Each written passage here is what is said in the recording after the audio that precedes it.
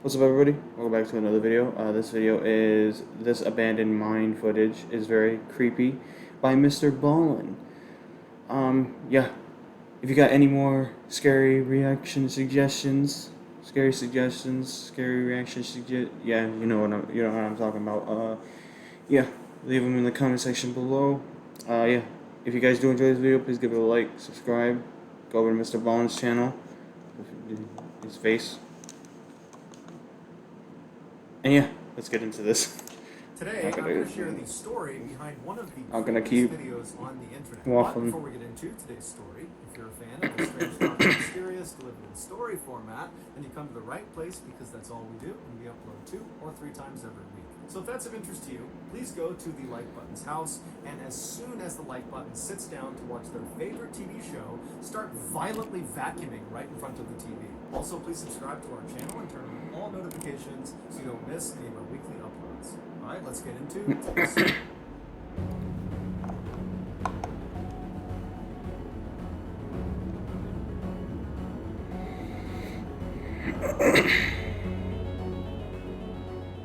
In the summer of 2013, a middle-aged man named Frank pulled into a tiny town in Nevada called Kingston. Kingston, which is home to less than 100 people year-round, is so small and desolate and cut off from the rest of the state and really the rest of the country that they don't even have stoplights. It's basically just a collection of a handful of buildings like a laundry.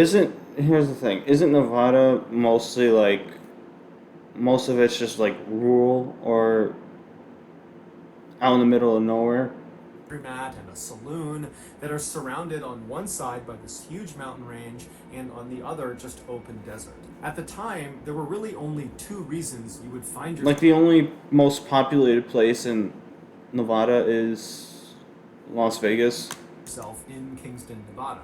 One, if you lived there or were visiting someone that lived there, or 2, if you were going to visit the abandoned mines up in the mountain that are right near Kingston. Frank was in Kingston for the latter. For the last 5 years, Frank had been traveling all over Nevada and California and just the West Coast in general, exploring abandoned mines. And he would film himself while he was in there, and then when he got back to his house, he would upload the footage to his YouTube channel. When he arrived in Kingston, Frank had already uploaded 302 videos to his channel. But despite the very high number of videos on his channel was still very, very small, and it wasn't growing really at all. So for him to be dedicating that much time and energy into making these videos indicated that he wasn't really doing it for YouTube fame. He was doing it because he had a passion for exploring these mines, and he wanted to share it with the few people that subscribed to his channel. And when you look through the first 302 videos on his channel, like I do, I don't really care about numbers or, whatever. That passion of his really comes through. Yeah, I do set goals, because I do want, more people to enjoy the same videos that I do, or enjoy the same games that I play. You know what I mean? He always knows the history of the mine he's about to go into, and when he goes inside, if he finds machinery or pieces of equipment that have been left behind, he immediately knows what they are, and he speaks about them with relative sophistication. He has this lingo that sounds like he understands mines on a really granular level. So when Frank arrived in Kingston in 2013, as far as we know, the only reason he was there was just to do what he always did, which is go explore a couple of cool mines, film it, and then put it on his channel. Except this time, Frank's adventure into these mines right outside of Kingston would be cut short by something he just could not explain. However, he captured it on film, and it's terrifying. The 2 mines that Frank was intending to visit were the Victorine mine and the Horton mine. The Horton mine was constructed first in the late 1970s, early 1980s, and when they built it, they expected it to be a gold mine, but there was no gold inside. So they constructed another mine about 900 feet above where the entrance to the Horton mine was. They built this other mine, and inside of that mine, there was gold. This second mine they built was called the Victorine mine. When they built the Victorine mine, they bored this massive hole right outside the entrance to the Victorine mine mine that went straight down 900 feet directly into the mountain, and this big hole they drilled went right into the Horton mine. This was on purpose. They were basically building the equivalent of a laundry chute, except instead of tossing laundry down it, they would toss the ore they drilled from inside the Victorine mine. They would drop it down the chute. It would fall 900 feet all the way to the Horton mine, and that would save them from needing to carry all of this ore all the way down the mountain. Basically, it was a shortcut for the ore. And in the Horton mine, they built this huge conveyor belt system so that anything that came off of the chute would land at the beginning of this conveyor belt, and it would get brought all the way outside of the mine where workers could process it and bring it to town. Finally, in 1989, the Victorine mine ran out of gold, so they permanently shut down that mine as well as the Horton mine. These two mines were located about 4 miles to the west of Kingston's town center. And so when Frank pulled into town, he moved to the western side of town and then found the access road that would bring him out to these mines. And so he just drove on this road that basically shot straight. They said he recorded something. Range. And after traveling about 4 miles, he reached this very sharp right turn that basically went straight up a mountain. And at this point, there's no more pavement on the road. It's a very narrow trail. It's hard to see. And so Frank would have parked his car, grabbed his camera and his equipment, and begun walking up this mountain. After quite a while, Frank would have passed a couple of run-down old cabins that were kind of overgrown. These cabins were used when these mines were in operation. They helped service the workers while they were out there. But since the mines were abandoned, so too were the cabins. And so when Frank got to these cabins, that would have meant he was very close to the entrance to both of these mines. Frank first went to the Victorine mine, which would have been very easy to spot. Can't a mine collapse though? Small entrance was this huge piece of what looked like scaffolding, and that was actually the opening to this huge chute that shot down 900 feet to the Horton mine below. So Frank goes to the Victorine mine and he has to look around, but either Frank didn't film his time inside of the Victorine mine, or he just didn't upload it because there's no video of him actually going into the Victorine mine. His camera is turned on this particular day when he's left the Victorine mine and he's walked all the way down to the entrance of the Horton mine. And so we see this video, it opens up with the camera pointing at the entrance to the Horton mine. And the entrance to the Horton mine is very bizarre looking. The entrance, which is 20 feet tall, has all these long strips of metal plating that have been kind of anchored up all around the entrance to prevent the entrance from caving in on itself. But despite whatever functional value these copper plates might have had, the aesthetic result is very creepy and makes you not want to go in the entrance. Also, because this mine had been shut down, there's a big gate right in front of this already very foreboding entrance that warns people to not go inside. But Frank seems totally unaffected by this and just strolls right up to the entrance of Horton Mine, and he kind of talks about its history, and then he calmly steps over this warning gate telling people to stay back, and he begins walking into this mine. Right away, Frank notices there's quite a bit of water on the ground. Can't you get arrested though? Okay, we can go ahead. If you video yourself doing shit like this? There's a little bit too much water in here, and I know this mine is really old, but I just don't think it's wise to go in here when there's water. Try to avoid this if I can. Frank's not concerned that there is water. It's that the water might be stagnant water. In these abandoned mines, there can be poisonous gases that accumulate, and when there is stagnant water, those gases get absorbed into the stagnant water. And so if Frank were to step into one of those puddles of water, he would release those gases from the water, the so-called bad air, and that can actually be deadly. But as Frank is standing there wondering if he should proceed, he looks down off to the left side, right inside the entranceway, and he notices there's some footprints. So somebody must have come in here recently, and so Frank decides, you know what, I'll go a little bit further in, I'll just be really careful of the water. Frank makes it about 10 feet inside of the entranceway when he lifts his camera up and he looks straight down into the mine, and you get your first look at really what the inside of this mine looks like. And right away, you notice there's this yellow kind of collapsed looking tubing that's hanging down from the ceiling. And that's the old air filtration system. And then when Frank moves maybe another 5 or 10 feet farther into the mine, you see in addition to this air filtration system, there's also all these metal chains that are just kind of dangling from the ceiling. And they're all over the place. Hell no. Both the tubing and the chains seem to extend all the way into the tunnel out of view. Those chains were previously used to hold up the conveyor belt that stretched the entire distance of this mine, which is 600 feet long.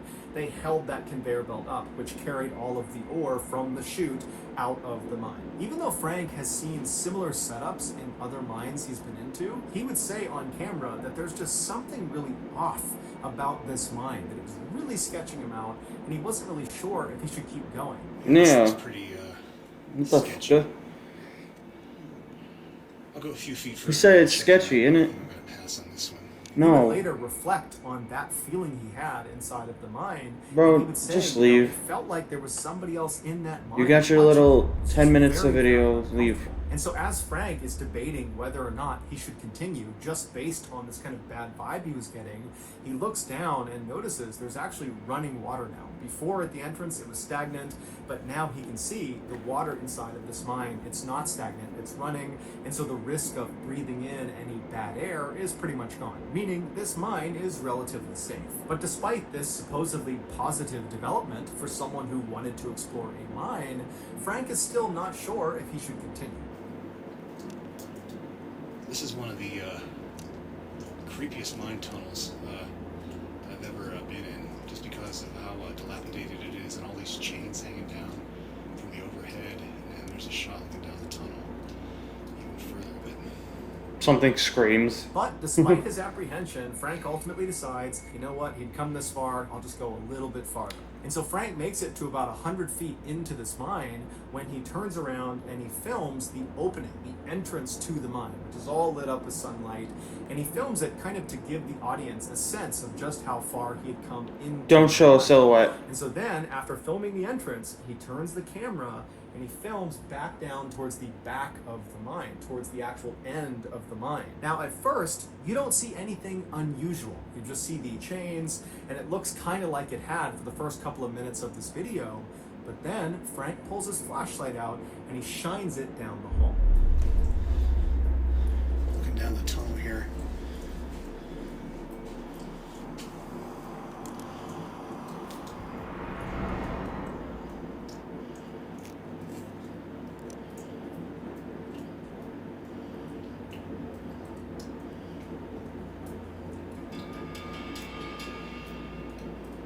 I don't know why that one chain is swinging back there.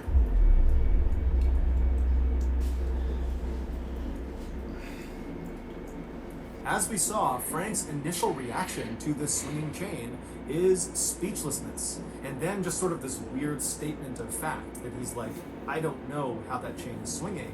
And then after staring at this chain and even zooming in on it, trying to kind of figure out what he's looking at, Frank eventually would just turn off his camera, turn around, and leave very quickly. Yeah, smart. When he got back This guy is smart, isn't to he? his house, he uploaded this video to his channel with virtually no context. He just said, you know, this is what I saw inside of the Horton mine, and nothing happened. It didn't go viral. It isn't like everybody went crazy when they saw this footage. Instead, I think his audience, they saw this video and didn't really know what to make of it, and then very quickly, his audience and Frank just kind of forgot about it. And Frank got back into making his kind of traditional videos. Then, about a year later, the YouTube algorithm kind of noticed this Horton mine footage that he had uploaded back in 2013, and it went crazy viral. And immediately, this video was put under the microscope by For YouTube real. personalities, by TV personalities. I mean, everybody was just kind of taken aback by this. Oh, hey, I've seen that footage, actually. I've seen that swinging chain. And what was determined fairly early on I remember the was swinging chain. the actual video itself was authentic. Frank really did film a swinging chain in the Horton mine Yeah. in Nevada. The question became, who swung the chain? There are many people that believe Frank swung the chain, and this is all just one big hoax, and they point to some of his newer videos after this video went viral, where it appears that Frank is kind of actively going out to find paranormal activity versus just going out and exploring mines. And so they point to that and say, look, he's looking for this stuff. This can't be authentic. This video has to be fake. But others say, look, Frank is just a guy who likes going into mines and he films the inside of these mines. He's been doing it for for years and years, and he just happened to be in one when something unexplainable happened, and he happened to catch it on film. And the only reason he began kind of actively looking for paranormal activity after it went viral is because kind of overnight his channel exploded, and he suddenly had hundreds and hundreds of thousands of subscribers that all came from that swinging chain video, and they all wanted the same thing. My thing is like, why would he do that? He's been doing this before his video went, got views. More swinging chain videos, more paranormal content. I mean, he could, And so but seeing a great opportunity, Frank it'd went be out stupid. and began looking for paranormal content. That's why most of his videos, after that video where the swinging chain happened, are kind of geared towards fishing for that kind of stuff. But that first video, that swinging chain video, there wasn't really a good incentive for Frank to fake it at the time he uploaded. Obviously now you can say, oh, well, he staged it because he wanted it to go viral and he wanted to become famous and then have this great YouTube career. Look, it's all in front of us. It's so obvious. But how could Frank have possibly predicted that that video would go viral?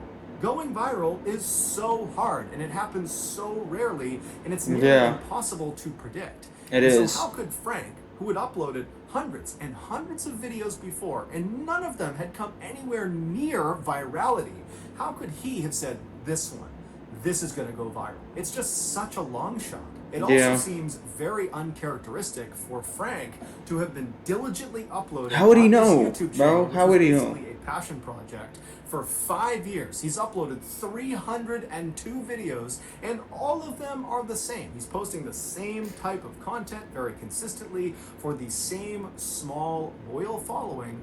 And then out of left field, he uploads his ghost video with no context. Even if he was trying to go viral with this video, he would have known that the most likely outcome would be that the video did not go viral, and instead his small, loyal following that was used to a particular type of content would see this video and be like, huh, why did he upload that?